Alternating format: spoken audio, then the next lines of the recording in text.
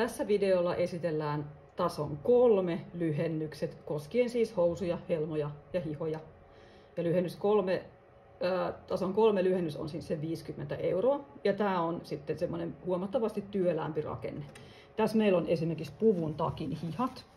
Silloin kun halutaan säilyttää alkuperäinen rakenne ja niitä lyhennetään, napit pitää ratkoa irti ja lyhentää tämä säilyttäen halkio. Tämä on myös pussiin vuoritettu. Ja ommella napit takaisin kiinni. Sitten meillä on täällä toppatakin hihat, joissa on resori, eli tämä on tämmöinen monikerroksinen rakenne. Ja sama koskee sitten myös toppahousuja, niiden lahkeiden lyhennystä, erityisesti jos niissä on lumilukot.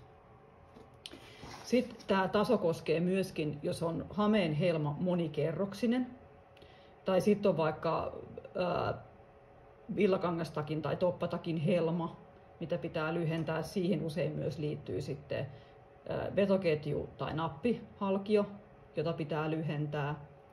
Ja sitten tähän kategoriaan menee myöskin tuotteet, joissa on haastava materiaali, esimerkiksi sifonki, pitsi tai helmikirjailtu. Ja sitten aina kun puhutaan toppatakista, ne on monesti untuvatakkeja. Silloin kun rakenteeseen puututaan, rakenne avataan, niin untuvaa tulee tuotteesta aina ulos.